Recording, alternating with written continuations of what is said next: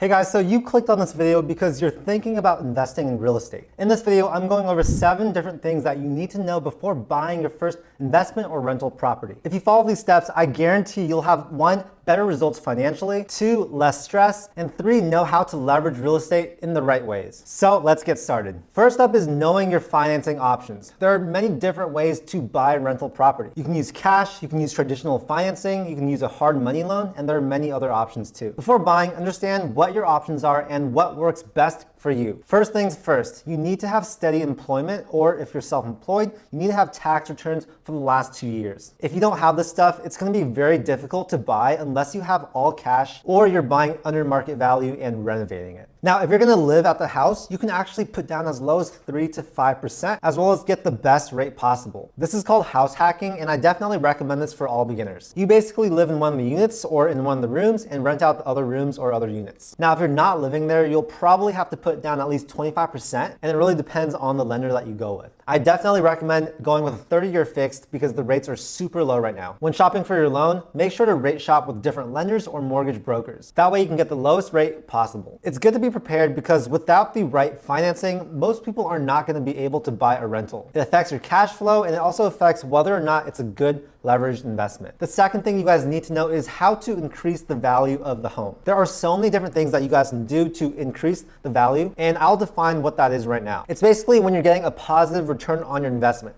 Let's say you're spending X dollars and putting it into the house, and when you spend those X dollars, you're gonna get Y dollars of equity. If Y is greater than X, then that is a good ROI. Before buying, you need to know what value-adding things to look for. This increases your chance of actually finding value-add properties. You can definitely build instant equity by buying certain fixer-uppers and doing some of these minor cosmetic fixes. For example, you can do your paint, you can change out the floors with LVP, painting some cabinets, doing some landscaping, working on the bathrooms. All these things tend to have a positive ROI.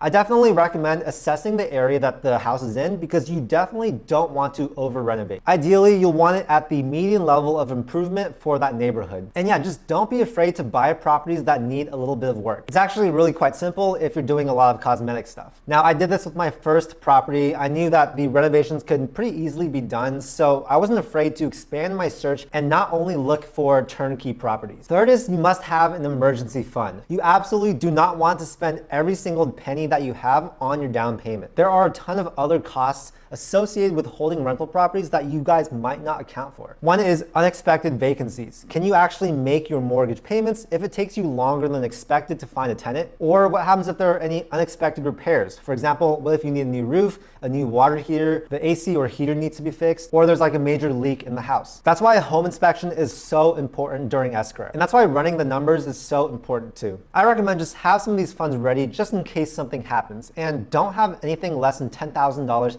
in the bank after your purchase. This number goes up if you buy more expensive and bigger properties. And yeah, it's just really good to have that safety net because real estate investing, it's already a little bit more risky. So you definitely need to be aware of any unexpected costs. The third thing you guys have to know is all the amazing tax benefits that come with holding rental properties. I just want you guys to know how important buying these rental properties is for saving on taxes and building wealth. It's really both a short-term and a long-term strategy for building generational wealth. You can have cash flow, and you can also have massive tax deductions. The real secret sauce with holding rental properties is that it allows you to take huge depreciations and actually lose money on paper. You're not actually losing real money, you're losing phantom money. Here's how it works basically. Let's say you guys have a $500,000 property. $300,000 of that property is its building value, and $200,000 is the land. Now, what we can do is we can do a cost segregation, which is basically an accelerated depreciation on that $3,000. You'll go through and analyze what things you can write out faster, because normally for investment properties, you're supposed to depreciate it for 29.5 years. However, lots of things in the home won't last that long. And in that case, you can depreciate them on an accelerated schedule. For example, the cabinets, the fridge, the roof, all these things are gonna not last 29.5 years. So let's say on that $500,000 house, you can depreciate $50,000 in the first year. However, your net rental income after expenses is $30,000. This means you're taking a $20,000 loss on paper cheaper. And if you're an active investor or a real estate professional, you can use that loss to offset other income. Yes, this will reduce your cost basis, but you can just keep 1031ing and really never pay taxes on any of the gains. I could talk about this for probably 1 hour, but I just really wanted to simplify it because understanding this concept is really important. Just know that there's a huge advantage to owning investment properties, and in some cases, you should definitely be utilizing these accelerated depreciation schedules. Next up is that the right location matters. Your location of your property determines so many different things. For example, the types of tenants you get, your future appreciation, the price, how you manage, and a lot of other things. I say for most people, for your first rental, try and buy in your area if you can. If you're in a high cost of living area, then it's definitely okay to venture elsewhere. Just know that it affects how hands-on you can get. I know a lot of people my age who are looking out of state to buy rental properties. Now, if you are looking out of state, I definitely recommend trying to get multi-units instead of single family residences. These normally have a better return, and if you're going through the hassle of investing out of state, you might as well buy more units if you can. For the location, you really need to do research about the population trends, employment, the local economy, price to rent ratios, and the potential growth. The goal is to really get appreciation on our side. For example, people who invested in the Bay Area early, or even LA, New York, or Seattle, they saw huge gains with prices nearly doubling over 10 years. Make sure that the city you're investing in is on the uptrend, because while there are many cities that can cash flow, the housing prices are pretty stagnant and you're really missing out on those huge gains of appreciation. Okay, next up is you need to know how to run the numbers. So why do we invest in real estate? Well, it's to build wealth and it's to build money. It's really important to know the numbers for any deal that you are considering. This will affect the risk of the investment as well as how much you can make from it, so you can really compare buying it with other properties and other types of investments. Because really, real estate is not the only thing that you guys can invest your money in. You can choose individual stocks, collectibles, index funds, Bitcoin, so many others. So now I'm going to take you guys through this residential income calculator. So a tool like this is absolutely essential when you're trying to see if a place is worth it to buy or not,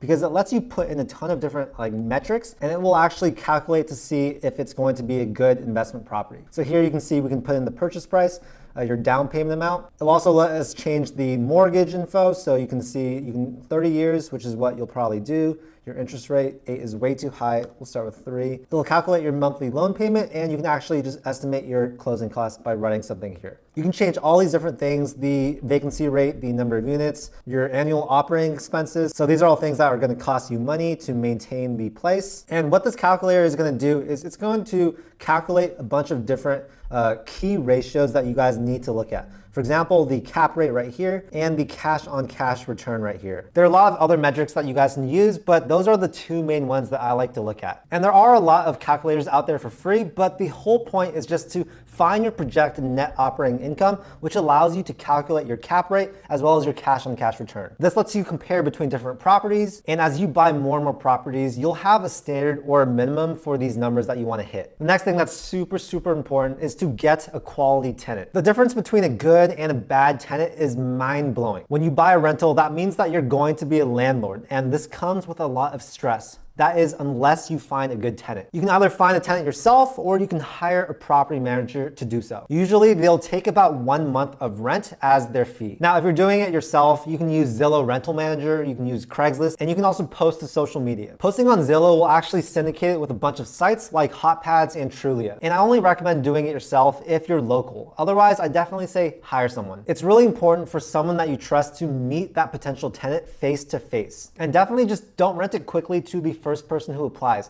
unless they are super good. You just really have to do your due diligence. The top concerns that landlords have are payment problems, eviction and criminal history, fake information, high maintenance, and just them moving a lot. You absolutely have to do a full tenant screening, look at their credit, and look at their eviction history. Their character also matters a lot. Are they going to be demanding? Are they going to take care of the property? Do they have good ethics? It's just very important to get good at this and understand the importance before finding your first tenant. And the same goes for all future tenants too. This will make real estate investing a much better experience for you. Anyways, I hope you guys found this video helpful. Real estate is such an amazing way to build wealth and set yourself up for the future. Sadly, not a lot of people do it because it is a very hands-on investment that is hard to learn and get right. But if you're watching videos like this, kudos to you. You're gonna go out there and kill it. I hope you guys found this video helpful. If you did, make sure to hit that like button and also subscribe to my channel to see more videos just like this. I make a ton of content about personal finance, investing, and entrepreneurship. Thank you so much for your time, and I'll see you guys in the next video.